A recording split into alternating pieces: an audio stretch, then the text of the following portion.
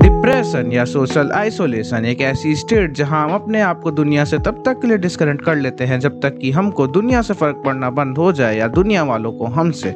वैसे भी कौन सा पड़ता है, लेकिन ये दोनों ही वर्ड को आजकल इतना कॉमनली यूज किया जाने लगा है कि हर दूसरा पर्सन खुद को डिप्रेस्ड या सोशली आइसोलेटेड मानता है, भले ही 1 घंटे पहले दोस्तों के साथ बोकू नो पिको ही बिंज वॉच करके क्यों ना आया हो। No no no no no, उस केस पे तो आइसोलेशन बनता है। लेकिन या most of us usually don't understand the severity of this two words, और मेरे को नहीं लगता कि अ साइलेंट वॉइस के अलावा और कोई एनिमे है जो इन दो टर्म्स को इतने पॉजिटिव वे में प्रेजेंट कर सकती है। अ साइलेंट वॉइस 2016 की एक slice of life school life movie है, और जितना इंटरेस्टिंग इस मूवी का नाम है उतने इंटरेस्टिंग वे से ये मूवी अपने आप को प्रेजेंट करती है। अब मेरे को नहीं पता कि आप ये एनिमे कब देखने वाले हैं या कब देखेंगे, पर मैंने ये एनिमे अपने वीप बनने के इनिशियल डेज पे देखी थी, और तब से ही इस एनिमे ने मेरे मन पे एक मास्टरपीस का बेंचमार्क सेट कर दिया है। ये मूवी स्टार्ट होती है हमारे कैरेक्टर सोया इशिदा से, जो कि सालों से सोशली आइसोलेटेड रहने के बाद अब डिप्रेशन के लास्ट स्टेज पे है और बस अपनी जिंदगी खत्म ही करने वाला है। एज अ फेयरवेल अपनी चाइल्डहुड क्लासमेट सोको निशिमिया, जो कि डेफ और डम है, को अपोलोजाइज करने जाता है क्योंकि वो उसे बचपन पे थोड़ा बहुत तंग किया करता था।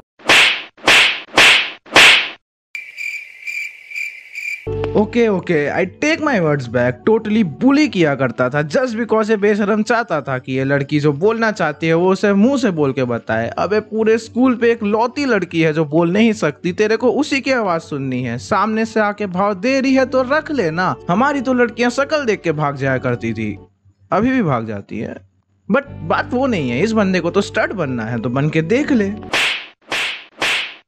और सिर्फ ये कैरेक्टर नहीं, सीरीज के बाकी कैरेक्टर्स ने भी हमारी रियलिटी की हिपोक्रेसी और फेकनेस को कॉपी करने पे कोई हद नहीं छोड़ी है, because they never really accepted सोको। और यही ये सीरीज हमें दो सोशल आइसोलेशन के सिमिलर येट डिफरेंट सिनेरियो से वाकिफ कराती है, जहां एक तरफ इशिदा है जो अपनी मर्जी से इस दुनिया से डिस्कनेक्ट हो चुका है और उसे कोई फर्क नहीं पड़ता कि दुनिया उससे क्या चाहती है, वहीं दूसरी तरफ सोको है जो अपनी डिसेबिलिटी के कारण चाहते हुए भी सोसाइटी का पार्ट नहीं बन पा रही है, और वो कितना भी कोशिश कर ले सोसाइटी उसे एक्सेप्ट नहीं करेगी। And that's where the awesome direction comes into play. ये दोनों ही कैरेक्टर्स की सिचुएशन को इतना सिमिलाइज करके दिखाया जाता है कि आप अनकॉन्शियसली ही इन दोनों कैरेक्टर्स के कनेक्शन को फील कर पाते हैं, फिर चाहे वो सेम हैंड एक्सप्रेशन हो, सिमिलर बिहेवियर हो या सिमिलर इंसिडेंट्स हो जो इनके लाइफ पे हो रहे हैं। और बात बस कनेक्शन की नहीं है, इस मूवी का एग्जीक्यूशन स्क्रीन प्ले आपको एक वेल बैलेंस्ड एक्सपीरियंस देता है, फिर चाहे वो स्मूथ ट्रांजिशंस हो, फ्लैशबैक्स हो या वो silent yet soothing background music,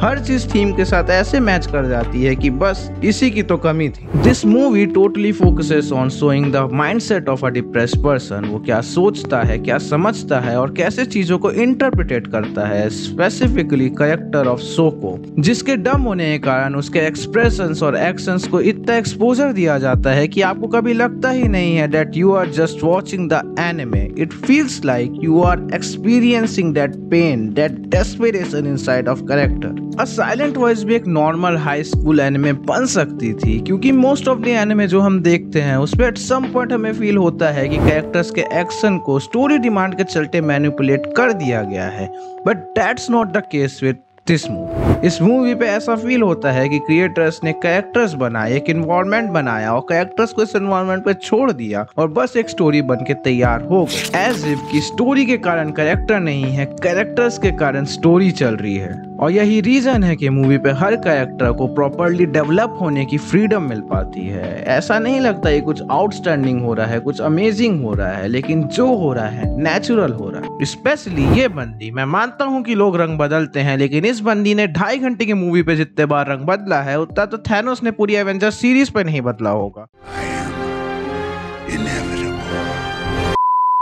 लेकिन इन कैरेक्टर्स की नेचुरलिटी और इस मूवी के ऑसम स्टोरी टेलिंग का ही रिजल्ट है कि मूवी का क्लाइमैक्स इतना इंटेंस और हार्ट टचिंग बन पाता है। और यही रीजन है कि भले ही आप इस मूवी को भूल जाएं, लेकिन इसका क्लाइमैक्स आपके साथ हमेशा ही रहता है। मूवी के क्लाइमैक्स को ऐसा बिल्ड किया गया है that you can actually connect with every scene, every dialogue on the screen, and it is well capable in ending all the discussion around depression and negativity और इस सुसाइड जैसे फालतू से वर्ड को भी एक पॉजिटिव एंड देता है।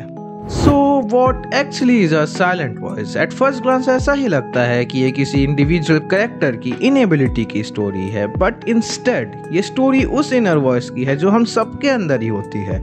हम कोई भी इमोशन फील करें, ये वॉइस हमसे इंटरेक्ट करते रहती है, लेकिन हम इसे नोटिस तभी कर पाते हैं जब हम टोटली लो होते हैं या डिप्रेस्ड होते हैं। आउटर वर्ल्ड के लिए हम टोटली साइलेंट हो चुके हों, लेकिन ये वॉइस हमारे अंदर प्रॉब्लम, सॉल्यूशन और कंफ्यूजन का एक पूरा पहाड़ तोड़ चुकी रहती है और बस चाहती है कि कोई और इसे सुन ले। लेकिन हमारे अलावा इसे सिर्फ वही पर्सन सुन सकता है जो हमें टोटली सपोर्ट करना चाहता हो या समझना चाहता हो। और इस वॉइस का अनसुना रहना ही हमारे अंदर वो होपलेसनेस और नेगेटिविटी क्रिएट करता है। बात सही है कि आज की अपॉर्चुनिस्टिक और सक्सेस सीकिंग सोसाइटी ने हमें इतना सेल्फ सेंटर्ड बना दिया है कि हम तो खुद की इनर वॉइस भी सुनना बंद कर चुके हैं। लेकिन जैसे मूवी पे सोको और सोया ने एक दूसरे की इसी साइलेंट वॉइस को सुन के एक दूसरे को एक होप दे पाए, एक रीजन फॉर सर्वाइवल दे पाए, वैसे हम भी अपने आसपास किसी की यही साइलेंट वॉइस को सुनकर उससे वो लव या वो सपोर्ट दे सकते हैं जिसकी उसे जरूरत है। बिकॉज इन एन एरा जहाँ एंजाइटी, डिप्रेशन और सुसाइड जैसे वर्ड कॉमन हो चुके हैं, वहाँ मेंटल हेल्थ एक टर्म से ज्यादा एक नेसेसिटी बन जाता है और ये इंडिकेट करता है दैट टाइम हैज कम कि अब हम बोलने से ज्यादा सुनना चालू करें, समझाने से ज्यादा समझना चालू करें और बस मन पे हमदर्दी रख के छोड़ देने से ज्यादा आगे बढ़ के कुछ